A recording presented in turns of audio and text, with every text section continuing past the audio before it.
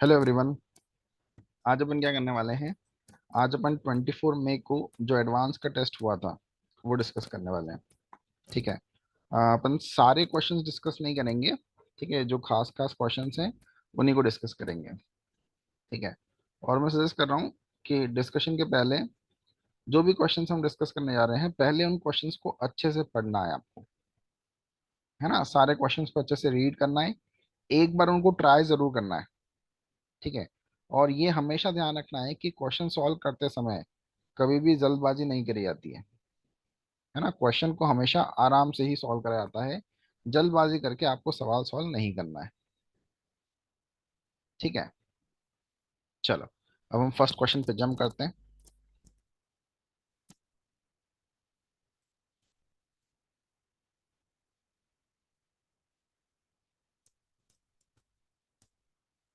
ठीक है। तो फर्स्ट क्वेश्चन में क्या दे रखा है? ये आपको टैंक दे रखा है ना, इस तरह के शेप का एक टैंक है। और आपसे बोला गया है कि इस हाइट से लेकर इस हाइट तक एम्प्टी होने का टाइम टी के बराबर है।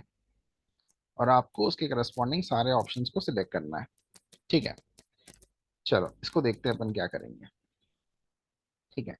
तो मैंने क्या करा, मैं यहाँ पर और यहाँ पर दो पॉइंट्स मैंने मार्क कर लिए।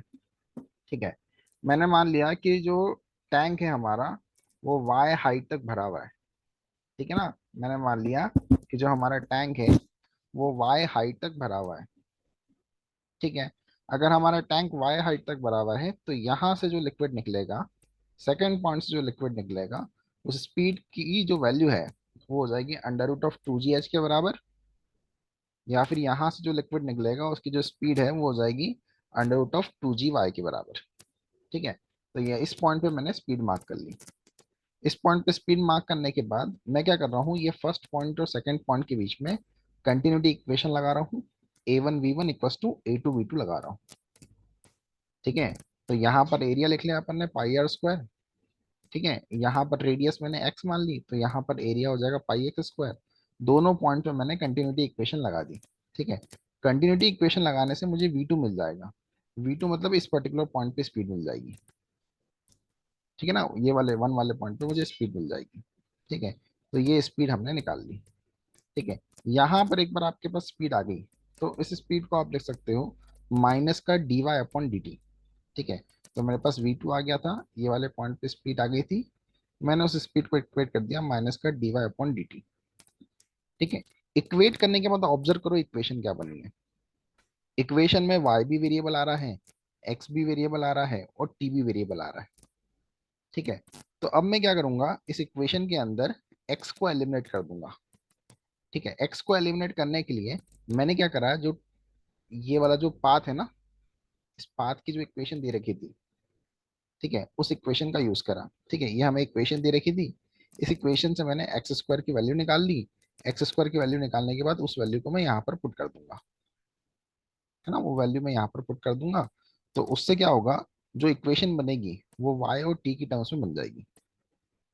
अब इस इक्वेशन को आराम से हम इंटीग्रेट कर सकते हैं प्रॉपर लिमिट्स के साथ। इंटीग्रेशन करने से हमें पता लग जाएगा कितने समय के अंदर टैंक खाली हो रहा है या कितने समय के अंदर टैंक की हाइट गिवन वैल्यू से गिवन वैल्यू तक चली जाएगी। ठीक है। अब आप आराम से ऑप्शन वेरीफाई कर सकते हो, आगे क्वेश्चन आराम से सॉल्व हो जाएगा। ठीक है। नेक्स्ट क्वेश्चन पे आते हैं। ठीक है। काफी अच्छा सवाल है ये। ठीक है, ये सवाल एक बार आप अच्छे से पढ़ लो। ठीक है, इसका कॉन्सेप्ट मैं एक्सप्लेन करूंगा अभी। ठीक है। चलो, देखते हैं। अभी अपन ये क्वेश्चन को डायरेक्टली सॉल्व नहीं कर रहे हैं। ठीक है, पहले मैं इससे रिलेटेड कुछ कॉन्सेप्ट एक्सप्लेन कर रहा हूँ, समझने की कोशिश करना। इमेजिन करो आपके पास यहाँ पर एक शेल है ना, और बाहर इसके सराउंडिंग में भी आपके पास एक शेल है। ठीक है। इस शेल से जितनी भी एनर्जी निकलेगी वो सारी एनर्जी आउटर मोस्ट शेल के ऊपर गिरने वाली है। ठीक है। लेकिन आउटर मोस्ट शेल से निकलने वाली एनर्जी पूरी तरीके से इस पे नहीं गिरेगी। सम पॉट ऑफ एनर्जी यहाँ गिरेगा, सम पॉट ऑफ एनर्जी ऐसे, यहाँ पर रिप्रेजेंट करने की कोशिश करता हूँ। सम पार्ट ऑफ एनर्जी ऐसे गिरने की बजाय वो कुछ ऐसे भी जा सकता है।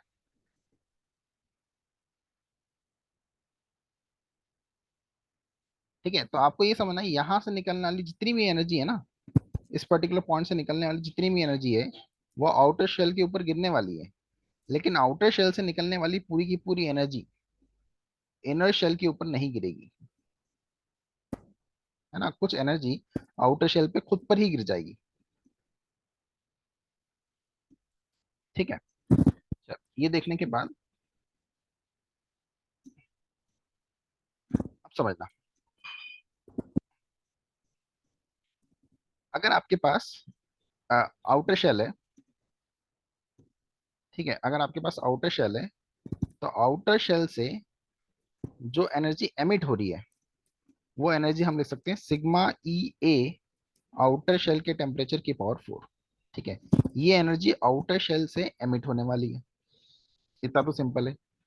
ठीक है, अब बात क्या है कि ये पूरी की पूरी एनर्जी इनर शेल के ऊपर नहीं गिरेगी।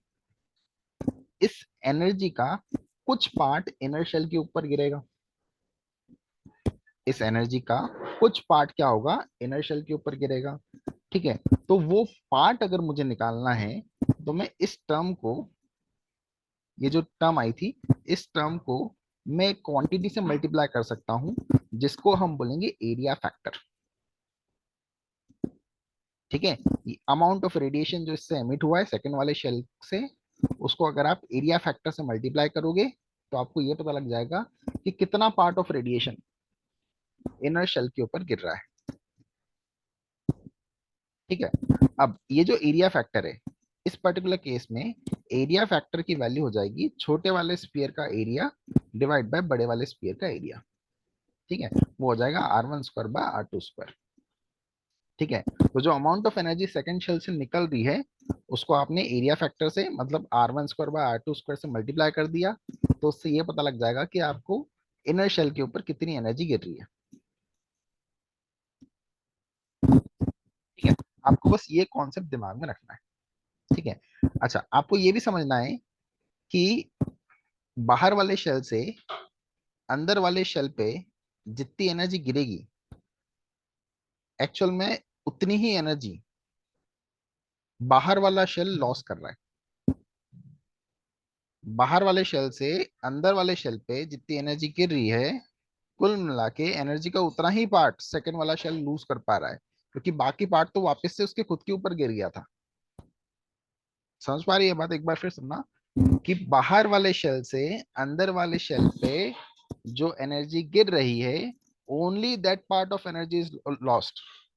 बाकी जो एनर्जी है वो तो वापस से इसके खुद के ऊपर ही गिर रही है ना। बाहर वाले शेल से अंदर वाले शेल पे जितनी एनर्जी गिर रही है, only that part of energy is lost. बाकी सारी एनर्जी तो वापस से उस शेल के ऊपर ही गिर गई है, तो वो लॉस नहीं हुई है। ठीक है, तो जो एनर्जी अंदर वाले शेल के ऊपर गिरी है, वही एनर्जी बाहर वाला शेल लूज कर रहा होगा। ठीक है, तो ये हमने थोड़ी बहुत एरिया फैक्टर के बारे में और इस केस में एनर्जी के बारे में बात कर ली। ठीक है, अब चलो, यहाँ पर तो मैंने आपको एरिया फैक्टर का फॉर्मूला बता दिया कि एरिया फैक्टर का फॉर्मूला ये होता है। जनरल केस में एरिया फैक्टर का फॉर्मूला क्या लगता है, क्या होता है, ये समझ लीजिए। ठीक है, तो जैसे अगर आपके पास दो एरियाज हैं A1 और A2, ठीक है, तो हर एरिया को उसके एरिया फैक्टर से मल्टीप्लाई करोगे, तो वो प्रोडक्ट सेम आएगा। ठीक है, जैसे यहाँ पर आपके पास शेल 1 है, शेल 2 है, शेल 1 के एरिया को शेल 1 के एरिया फैक्टर से मल्टीप्लाई करोगे, तो वो क्वांटिटी पर आएगी शेल 2 का एरिया इंटू शेल 2 का एरिया फैक्टर। अब यहाँ पर शेल 1 से निकलने वाला पूरा की पूरा रेडिएशन शेल 2 पे गिर रहा है। अगर इससे निकलने वाला सारा रेडिएशन इस पे गिर रहा है, तो शेल 1 के लिए जो एरिया फैक्टर होगा वो 1 के बराबर होगा। शेल 1 से निकलने वाला पूरा रेडिएशन 2 पे गिर रहा है, तो इसके करस्पॉन्डिंग जो एरिया फैक्टर आएगा वो 1 के बराबर आएगा। ठीक है, जनरली आप इस तरीके से एरिया फैक्टर निकाल सकते हैं। ठीक है, चलो, अब हम क्या करते हैं, अब हम हमारे सॉल्यूशन पर आगे बढ़ते हैं। ठीक है, तो यहां पर मैंने क्या करा है, यहां पर मैंने शेल 1, शेल 2 और शेल 3 के लिए इक्वेशन बनाई है। ठीक है, शेल 1 के बारे में बात करते हैं। ठीक है, शेल 1 में क्या हुआ है ना, शेल 1 पे आपने एक्सटर्नली पावर सप्लाई करी थी, तो ये मैंने पावर लिख ली जो आपने सप्लाई करी है। ठीक है, ऊपर से शेल 1 शेल 2 से निकलने वाले रेडिएशन को भी अब्सॉर्ब करेगा।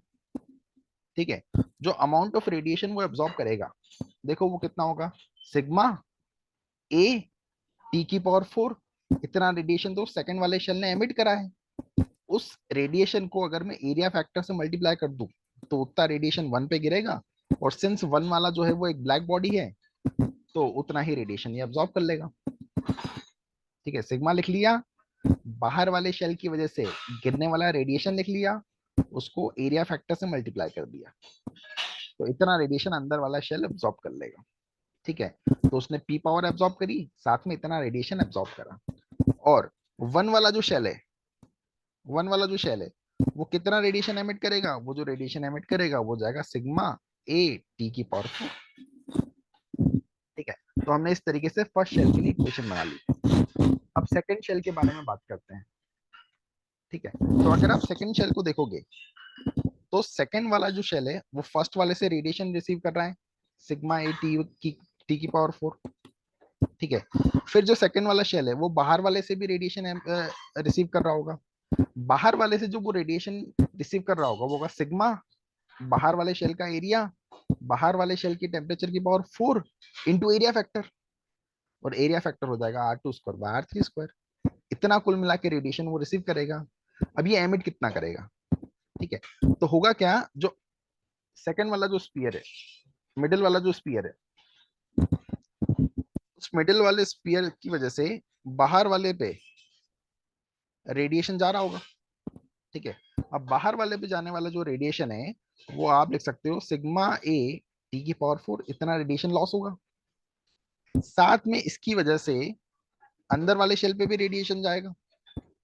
ठीक है, तो अंदर वाले शेल पे जाने वाला रेडिएशन अगर आपको लिखना है, या अंदर वाले पोर्शन में जो रेडिएशन लॉस हो रहा है वो लिखना है, तो आप रेडिएशन को अंदर वाले के करस्पॉन्डिंग जो एरिया फैक्टर आएगा उससे मल्टीप्लाई कर दोगे। ठीक है, हम सेम चीज थर्ड वाले के लिए भी करेंगे। ठीक है, थर्ड वाला जो शेल है वो सेकंड वाले से रेडिएशन रिसीव कर रहा है। ठीक है, तो वो रेडिएशन लिख लिया। फिर थर्ड वाला जो शेल है वो बाहर वाले रीजन में रेडिएशन एमिट कर सकता है, और साथ में थर्ड वाला जो शेल है वो अंदर की तरफ भी रेडिएशन लॉस कर सकता है, तो वो रेडिएशन लिख लिया। अब इन तीनों इक्वेशन को अगर आप ऐड करते हो, या इन तीनों इक्वेशन को अगर आप सॉल्व करते हो, ठीक है, तो उससे T3 T2 T1 सारे पैरामीटर्स अपने आप ही निकल जाएंगे। ठीक है, अब आपको क्या करना है, अब आपको इस सवाल को खुद एक बार लिख के देखना है, और साथ में इस सवाल का जो रिजल्ट आया है उसको 3-4 मिनट 5 मिनट आराम से एनालाइज करना है। ठीक है, चलो नेक्स्ट ये सवाल है, ये सवाल आप खुद ट्राई करिए, है ना, आराम से हो जाएगा ये सवाल। ठीक है, ये वाला सवाल भी बड़ा सिंपल था।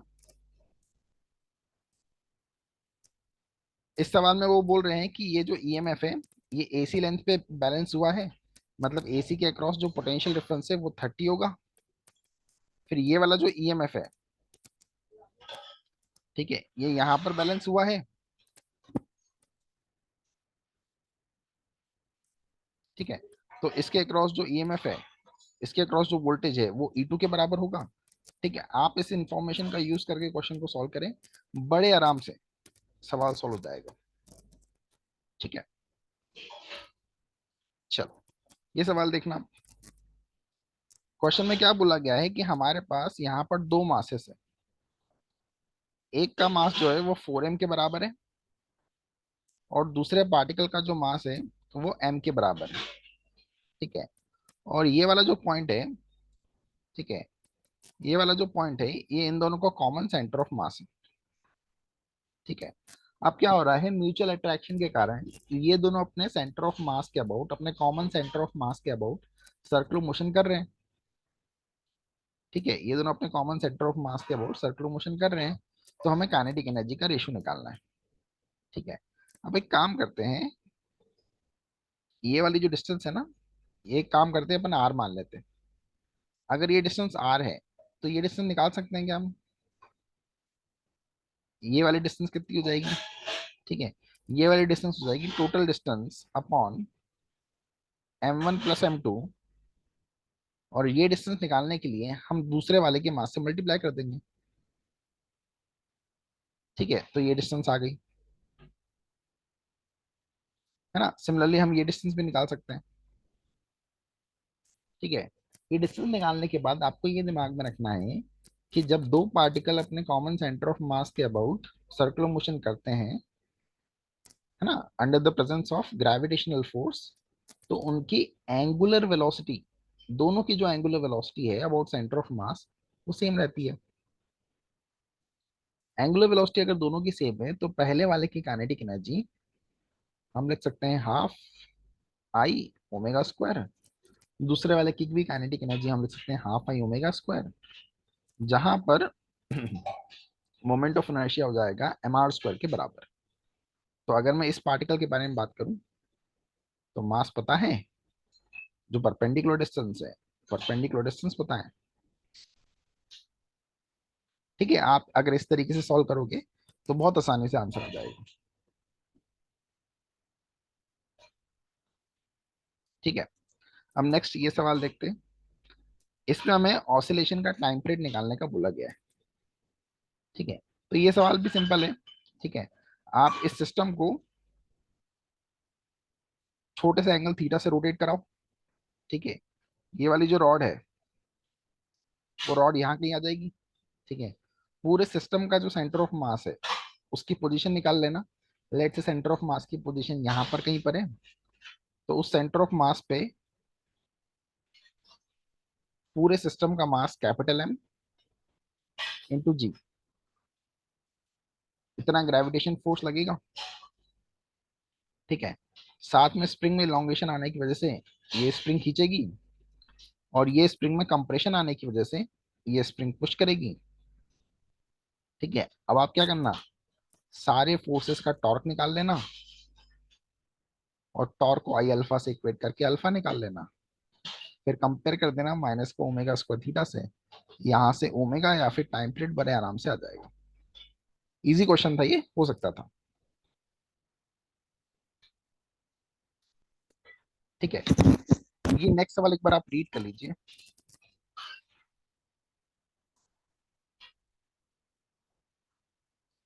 इस सवाल के अंदर खास चीज ये है कि जो हीट है वो यहाँ पर रेडियली फ्लो हो रही है। ठीक है, यहाँ पर जो हीट है वो रेडियली फ्लो हो रही है। ठीक है, अब क्वेश्चन में क्या बोला है कि पहले आपके सिलेंडर के जो डायमेंशंस थे वो आर और टू आर थे, और आपने बाद में डायमेंशन चेंज करके इतने कर दिए। ठीक है, और डायमेंशन चेंज करने के बाद भी, डायमेंशन चेंज करने के बाद भी जो हीट है ना वो सेम फ्लो हो रही है। जो हीट है वो सेम फ्लो हो रही है।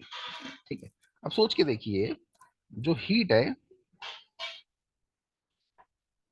वो निकालने के लिए हम क्या कर सकते हैं, टेम्परेचर डिफरेंस को थर्मल रेजिस्टेंस से डिवाइड कर सकते हैं। ठीक है, अब ये टर्म सेम है, ये टर्म सेम है, इसका मतलब दोनों ही केस में थर्मल रेजिस्टेंस भी सेम आना चाहिए, है ना। थर्मल रेजिस्टेंस भी सेम आना चाहिए। अब थर्मल रेजिस्टेंस का नॉर्मल केसेस में फॉर्मूला होता है एल बाई के। थर्मल रेजिस्टेंस का नॉर्मल केसेस में, स्टैंडर्ड रॉड के केस में फॉर्मूला होता है एल बाई के। ठीक है, यहाँ पर लेंथ को आप लिख सकते हो R two minus R one. ठीक है, और क्रॉस सेक्शन एरिया को, या हीट के, इस हीट के परपेंडिकुलर जो एरिया है उसको आप लिख सकते हो two pi R into L. ठीक है, फिर आप चाहो तो इसको देख सकते हो डी आर बाय आर की तरह, और डी आर बाय आर की वैल्यू होती है L N of R two by R one. ठीक है, तो ये हो जाएगा थर्मल रेजिस्टेंस का फॉर्मूला इस केस में।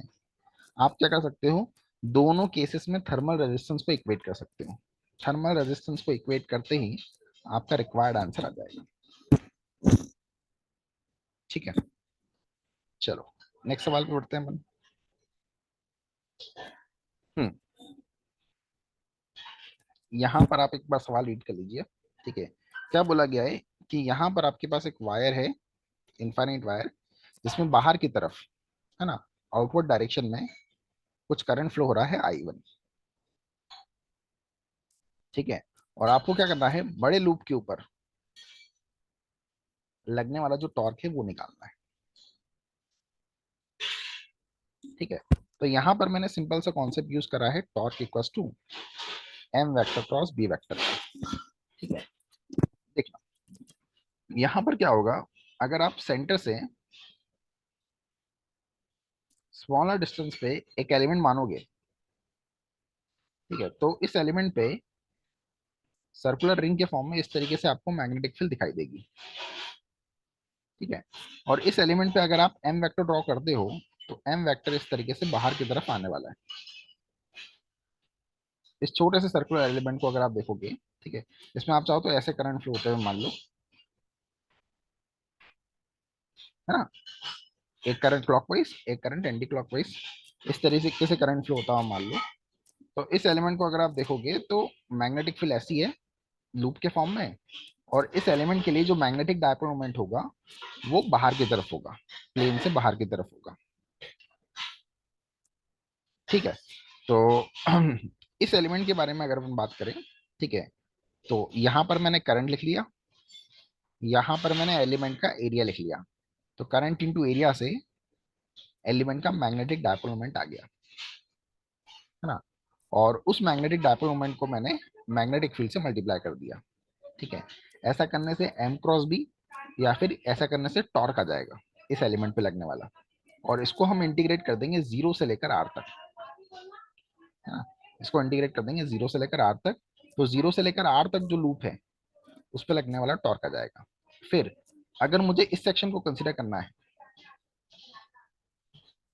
ठीक है, तो मैं क्या करूंगा, इस सेक्शन के लिए मैग्नेटिक डायपोल मोमेंट और इस सेक्शन के लिए मैग्नेटिक फील्ड को मल्टीप्लाई करके इंटीग्रेट कर दूंगा। ठीक है, तो इस पे लगने वाला टॉर्क आ जाएगा, दोनों टॉर्क को ऐड कर देंगे तो हमारा नेट टॉर्क आ जाएगा। ठीक है, ये भी एक सिंपल सा ही सवाल था, बस यहाँ पर आपको उस पूरे लूप को ब्रेक करते आना चाहिए।